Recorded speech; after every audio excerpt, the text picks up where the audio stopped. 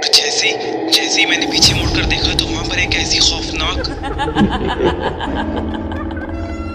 Welcome to my channel खौफ की आवाज़। अस्सलामुअलैकुम माय यूट्यूब फैमिली, कैसे हैं आप सब। उम्मीद है कि आप सब लोग खैरियत से होंगे और अपने अपने घरों में खुश आबाद होंगे। अल्लाह पाक आप सबको शैतानी मखलूक़ात के शर से महफूज रखें, आमीन सुम आमीन। Welcome back to my channel दोस्तों, खौफ की आवाज़, जहां मैं आप सब के लिए खौफनाक और पुरअसरार कहानियां लेकर आता हूं, जो आप में ही मौजूद मेरे सब्सक्राइबर मेरे साथ शेयर करते हैं। दोस्तों, आज जो कहानी मैं आपके साथ शेयर कर रहा हूं, ये हमें भेजी है हमारी एक न्यू सब्सक्राइबर समीहा ने। अपनी स्टोरी में वो लिखती हैं कि आज जो मैं आपको बताने जा रही हूँ वो बताते हुए मेरा पूरा वजूद साकित सा हो गया है। असल में ये वाक़या आज से 15 साल पहले का है। ये किस्सा मेरे भाई ज़ुहैब के साथ पेश आया था। बात तब की है जब हम सब घर वाले यानी मैं, अम्मी, अब्बू, ज़ुहैब और छोटी बहन ज़ैनब शादी के सिलसिले में अपने रिश्तेदारों से मिलने के लिए पंजाब गए थे। हम सब बहुत ज़्यादा खुश थे क्योंकि हम तकरीबन 5 साल बाद पंजाब जा रहे थे, जहां हमारे ताया, चाचू और उनकी फैमिलीज़ रहती थीं। मेरा भाई ज़ुहैब बहुत ही ज़्यादा लाउबाली किस्म का था। उसको जिस चीज़ से ज़्यादा मना किया जाता था वो वही चीज़ ज़्यादा करता था। हमें पंजाब आए हुए 2 ही दिन हुए होंगे कि एक दिन अम्मी ने मेरे भाई को कहा कि जाओ चाचू को शॉप से बुला लाओ। मेरे चाचू की कपड़ों की दुकान थी जो कि हमारे घर से तकरीबन 2 किलोमीटर के फासले पे बाज़ार में बनी हुई थी। हमारे घर से शॉप तक जाने के 2 रास्ते थे। एक रास्ता तो मेन गली से था और दूसरा पिछली तरफ से कच्ची जगह से होकर जाता था। उसी रास्ते पर एक कब्रिस्तान भी बना हुआ करता था, जहां तकरीबन 30-40 कब्रें बनी हुई थीं। चाची ने मेरे भाई को जाते हुए कहा कि बेटा पक्की गली से जाना, जल्दी के चक्कर में कब्रिस्तान वाले रास्ते से नहीं जाना। भाई ने जब पूछा कि क्यों, क्या हुआ है, तो चाची बोली, बेटा कब्रिस्तान की जगह भारी होती है, वहाँ कई किस्म की मखलूक़ात होती हैं और वैसे भी जब तक तुम वापस आओगे शाम हो जाएगी और शाम के वक्त तो वैसे भी ऐसी जगहों पर नहीं जाना चाहिए। असल में हमें हमेशा से ही उस कब्रिस्तान वाले रास्ते से जाने आने से मना किया जाता था। आस पड़ोस के लोगों का कहना था कि उन्होंने उस कब्रिस्तान के अंदर पुरअसरार किस्म की मखलूक़ात को देखा है और कई लोगों का तो ये दावा था कि उन्होंने इंसानों को देखा है जो देखते ही देखते गायब हो जाते हैं। अब जाहिर है हम तो लड़कियां थी तभी हम तो डरते थे, मगर मेरे भाई को बहुत तजस्सुस होता था कि आखिर क्यों हर बार यही बोला जाता है कि कच्चे रास्ते से नहीं जाना वरना डर जाओगे या कुछ हो जाएगा। खैर, अम्मी ने भी ज़ुहैब को सख्ती से कहा कि जो चाची बोल रही हैं वही करना, पक्के रास्ते से जाना और उसी रास्ते से वापस भी आना। असल में पक्के रास्ते में घर और दुकान का फासला बढ़ जाता था, जबकि कच्ची साइड से वो फासला तकरीबन आधा हो जाता था। भाई ने कहा कि ठीक है अम्मी, मैं नहीं जाऊँगा, आप परेशान मत हों। मगर किस्मत को कुछ और ही मंजूर था। तकरीबन 1 घंटे बाद भाई वापस आ गया। वो बहुत ज़्यादा डरा हुआ था और पसीने पसीने हुआ था। अम्मी और चाची घबरा गईं और बोली कि क्या हुआ है, तुम्हारे चाचू कहाँ हैं और तुम इतना घबराए हुए क्यों हो। तो वो बोलते बोलते कांप रहा था। अम्मी और चाची ने उसको बिठाया, पानी पिलाया और पूछा, बेटा क्या हुआ है, खुदा के वास्ते हमें बताओ कि तुम इतना क्यों डरे हुए हो और तुम्हारे चाचू कहाँ हैं, वो तुम्हारे साथ क्यों नहीं आए। इतने में ही अब्बू भी आ गए और ज़ुहैब को देखकर परेशान हो गए। ज़ुहैब ने बताया कि अम्मी मैं जब घर से बाहर निकला तो मेरा दिल किया कि मैं आज कब्रिस्तान वाले रास्ते से जाता हूँ और मैं कच्ची साइड वाले रास्ते पर चल पड़ा। जब अम्मी मैं कब्रिस्तान पहुँचा तो वहाँ तो बिल्कुल खामोशी थी और कोई भी मौजूद नहीं था। तो मैंने दिल ही दिल में सोचा कि पता नहीं सब क्यों इस रास्ते से आते हुए मना करते हैं, ऐसा भी क्या है इस रास्ते पर। मैं फिर शॉप पर चला गया। चाचू को घर आने का कहा तो उन्होंने कहा कि अभी तो मुझे थोड़ा काम है बेटा, तुम जाओ मैं आ जाऊँगा, मगर याद रहे कब्रिस्तान वाले रास्ते से बिल्कुल नहीं जाना, मगरिब का वक्त है और ऐसे वक्त में ऐसे रास्तों से जाना अच्छा नहीं होता। मैंने हंसते हुए चाचू को कहा कि चाचू कुछ नहीं होता है, पता नहीं आप लोग उस रास्ते पर जाते हुए मना क्यों करते हैं। मगर चाचू ने कहा कि बेटा वहाँ से इस वक्त गुजरना ठीक नहीं है, कब्रिस्तान जैसी जगहों पर तरह तरह की मखलूक़ात होती हैं और यहाँ वैसे भी बहुत से लोगों ने अजीब व गरीब मखलूक़ात को देखा है। तो मैंने आगे से कहा कि चले ठीक है मैं नहीं जाऊँगा। मगर जब मैं शॉप से निकल पड़ा तो मेरा दिल किया कि मैं फिर से कब्रिस्तान से होता हुआ आ जाऊँ। ये बात साबित हो जाएगी कि लोग बस ऐसी बातें करते हैं और लोगों ने उस जगह के बारे में अजीब व गरीब बातों को सिर्फ फैलाया हुआ है, जबकि असल में वहाँ कुछ भी नहीं है। میں واپسی میں جب قبرستان آیا تو قبرستان کے بیچوں بیچ آ کر کھڑا ہو گیا اور پھر سے قبرستان کو دیکھنے لگ گیا جہاں کوئی بھی موجود نہیں تھا اور ہر طرف خاموشی تھی۔ میں نے زور زور سے کہا لگایا اور بولا، یار لوگ ایسے ہی ڈرتے ہیں، دیکھو میں اس وقت کیسے یہاں سے گزر رہا ہوں، یہاں کوئی مخلوق نہیں ہے۔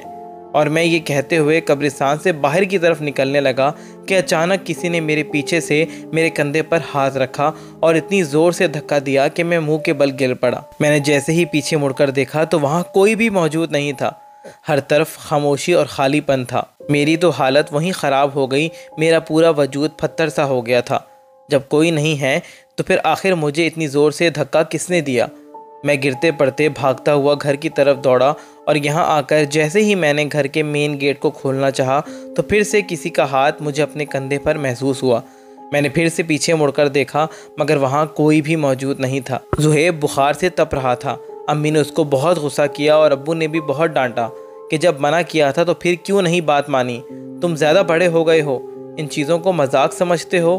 چاچی نے امی اور ابو کو سمجھایا کہ چلیں بچہ ہے بھائی، معاف کر دیں، آگے سے نہیں کرے گا۔ مگر ہمیں کیا پتہ تھا کہ زہیب جو غلطی کر چکا ہے اس کا انجام کیا ہوگا۔ جب چاچو رات کو گھر واپس آئے تو چاچی نے ان کو سب بتایا۔ چاچو زہیب کو دیکھنے کے لیے جب اس کے کمرے میں گئے تو وہ بہت بری طرح سے کانپ رہا تھا اور امی ابو اس کے پاس بیٹھے ہوئے تھے۔ اس کو 104 کا بخار تھا جو کہ دوائیاں دینے کے باوجود بھی کم نہیں ہو رہا تھا۔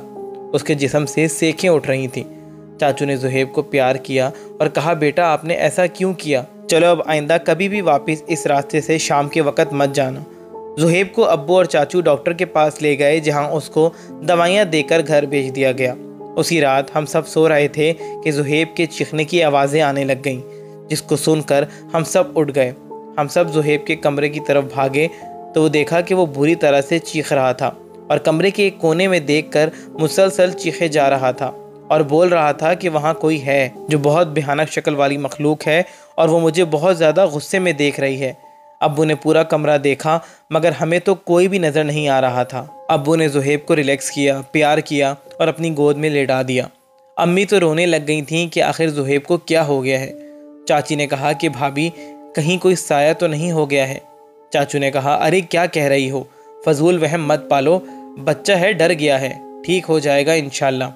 چاچو نے سب کو آسرا دیا مگر امی کے دل میں وہم آ گیا تھا کہ شاید اس کے اوپر کوئی سایہ ہو گیا ہے، کیونکہ جو کچھ زہیب نے بتایا تھا اس سے صاف صاف پتہ چلتا تھا کہ اس کے ساتھ ضرور کچھ پراسرار واقعہ ہوا ہے۔ خیر وہ رات تو جیسے تیسے کٹ گئی۔ اگلے دن بھی زہیب کی طبیعت پورا دن خراب رہی۔ وہ پورا دن ڈرتا رہا مگر جیسے ہی مغرب ہوئی تو زہیب کی حالت مزید خراب ہونے لگ گئی۔ وہ مغرب کے وقت عجیب و غریب آوازیں نکالنے لگ گیا اور زور زور سے جھٹکا کھانے لگ گیا۔ ہم سب بھاگ کر اس کے پاس گئے مگر وہ کسی کے کنٹرول میں نہیں آ رہا تھا اور آخرکار زہیب کے اندر سے اتنی خوفناک آواز آئی اور اس نے کہا، مرے گا، یہ مرے گا، سب دیکھنا اس کا انجام کیا ہوگا۔ ہم سب بہت زیادہ ڈر گئے تھے۔ ابو نے فوراً مجھے اور میری بہنوں اور کزنوں کو کمرے سے باہر بھیج دیا اور اونچی اونچی آواز میں صورتیں پڑھنے لگ گئے اور زہیب پر پھونکا تو وہ اسی وقت گر کر بے ہوش ہو گیا۔ آج جو ہوا تھا ابو اور باقی سب کو یقین ہو گیا تھا کہ یہ کام کسی اور مخلوق کا ہے جو زہیب پر قابض ہو گئی ہے۔ امی نے تو رو رو کر اپنا حال برا کر لیا تھا۔ چاچی نے امی کو سنبھالا اور کہا کہ بھابھی ہمت رکھیں، کسی پیر وغیرہ یا عالم کو دکھائیں گے۔ پوری رات سب نے پریشانی میں گزار دی۔ امی اور ابو، چاچو چاچی تو زہیب کے سرہانے ہی بیٹھے رہے۔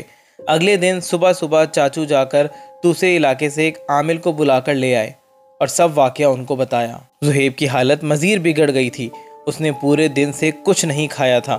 عامل بابا نے اس پر کچھ پڑھا پھونکا تو وہ پھر سے عجیب و غریب حرکتیں کرنا شروع ہو گیا اور پھر سے اسی بھیانک آواز میں بولنے لگ گیا کہ نہیں بچے گا، نہیں بچے گا، مار دوں گا اس کو۔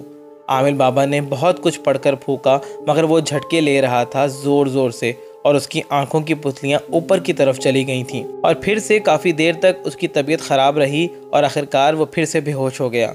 عامل بابا نے کہا کہ اس کے اوپر بہت زیادہ بری مخلوق کا قبضہ ہے، میں پوری کوشش کروں گا کہ یہ بچہ ٹھیک ہو سکے۔ انہوں نے کچھ عملیات بتائے اور ساتھ ہی ساتھ کچھ تعویذ دیے جو روزانہ رات 3 بجے کے وقت ایک عمل کر کے جلانے تھے۔ 2 دن کے عمل کے بعد بھی زہیب کی حالت میں ذرہ برابر فرق نہیں پڑا تھا۔ اس کی آنکھیں بالکل زرد ہو گئی تھیں، ایسا معلوم ہوتا تھا کہ زہیب کے جسم میں خون ہی نہ ہو۔ امی ابو بہت زیادہ اذیت میں تھے، ہم سب بھی پورا دن روتے رہتے تھے کہ آخرکار ہمارے بھائی کو کیا ہو گیا ہے۔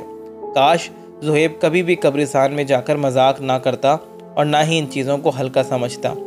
4 سے 5 دن گزر چکے تھے اور آخرکار وہ دن آ گیا جس نے ہم سب کی زندگیوں پہ بہت گہرا اثر ڈالا۔ اس دن رات کے 10 بجے کا وقت ہوگا۔ زہیب اپنے بستر پر سویا ہوا تھا، اس کی حالت بہت زیادہ خراب ہو چکی تھی۔ اچانک ہمیں زہیب کے کمرے میں سے چیزیں گرنے کی آواز آنے لگ گئی۔ اف، میں آپ کو بتا نہیں سکتی ہوں کہ وہ دن کتنا اذیت دہ دن تھا۔ ہم سب جلدی سے زہیب کے کمرے میں گئے تو زہیب اپنے بیڈ سے 2 انچ اوپر اچھل کر اپنے آپ کو نیچے کی طرف جھٹکے سے پھینک رہا تھا اور اپنے آپ کو بری طرح سے نوچ رہا تھا۔ ابو نے جا کر اس کو پکڑنا چاہا مگر اس نے ابو کو ایسا دھکا دیا کہ ابو گر گئے۔ ہم سب نے شور مچانا شروع کر دیا۔ چاچو نے ابو کو اٹھایا، امی اور چاچی بھی زور سے رونا شروع ہو گئیں کہ آخر یہ کیا ہو گیا ہے زہیب کو۔ زہیب اسی لمحے زور سے چیخنا چلانا شروع ہو گیا اور اپنے منہ پر کھینچ کر تھپڑ مارنے لگ گیا اور اپنے گلے کو زور سے دبانے لگ گیا۔ اس کی آنکھیں لال سرخ ہو گئی تھیں، ایسا لگ رہا تھا کہ جیسے اس کا دم نکل رہا ہے۔ امی نے ہر تعویذ، ہر عمل کر لیا تھا مگر کوئی فرق نہیں پڑا تھا۔ وہ اتنی بھیانک آوازیں نکال رہا تھا کہ میں آپ کو بتا نہیں سکتی ہوں، اور آخرکار وہ آوازیں آہستہ ہلکی ہو گئیں اور وہ نیچے گر گیا۔ ابو نے فوراً اس کو اٹھایا اور ہم سب اس کو لے کر بھاگتے ہوئے ہاسپٹل پہنچے، جہاں ڈاکٹر نے چیک اپ کرتے ہوئے کہا کہ آپ کے بیٹے کی ڈیتھ ہو چکی ہے، بلکہ کافی دیر پہلے ہی ہو چکی ہے۔ وہ سننا ہی ہم سب کے لیے قیامت سے کم نہیں تھا۔ امی تو وہیں بے ہوش ہو گئیں، ہم سب کی بھی حالت بہت خراب ہو گئی تھی۔ امی میرے بھائی کی اس موت کو برداشت نہیں کر سکیں اور ٹھیک 3 دن بعد میری امی کی بھی ڈیتھ ہو گئی۔ ہمارا پنجاب کیا جانا ہوا، ہماری تو زندگیاں ہی ختم ہو گئیں، اجڑ گئیں ہماری زندگیاں۔ مگر بعد میں ایک بات میرے اور کسی کی بھی سمجھ میں نہیں آئی کہ ہم زہیب کے نیچے گرتے ہی اس کو ہاسپٹل لے گئے تھے، اس سے پہلے تو وہ زندہ تھا، تو پھر ڈاکٹر نے کیوں کہا تھا کہ اس کا انتقال تو کافی وقت پہلے ہو گیا ہے؟ اگر زہیب کی ڈیتھ بہت پہلے ہو گئی تھی تو کیا اس کے اندر جو تھا وہ کوئی اور مخلوق تھی؟ یہ خیال آج بھی مجھے ذہنی اذیت دیتا ہے اور میں اپنے آنسو کو روک نہیں پاتی ہوں۔ کاش میرا بھائی پنجاب نہیں گیا ہوتا اور نہ ہی وہ اس قبرستان والے راستے سے گزرا ہوتا، تو آج ہماری زندگیاں کتنی الگ ہوتی۔ آج ہمارے پاس ہمارا بھائی بھی ہوتا اور ہماری امی بھی۔ دوستوں، آج کی اس کہانی سے ہم سب کو بھی ایک سیکھ ملتی ہے کہ قبرستان جیسی جگہوں پر جا کر اس طرح کی مخلوقات کا مذاق نہیں اڑانا چاہیے، ورنہ اس کا انجام بہت زیادہ خطرناک حد تک جا سکتا ہے، جیسا کہ آج ہم نے اس کہانی میں دیکھا۔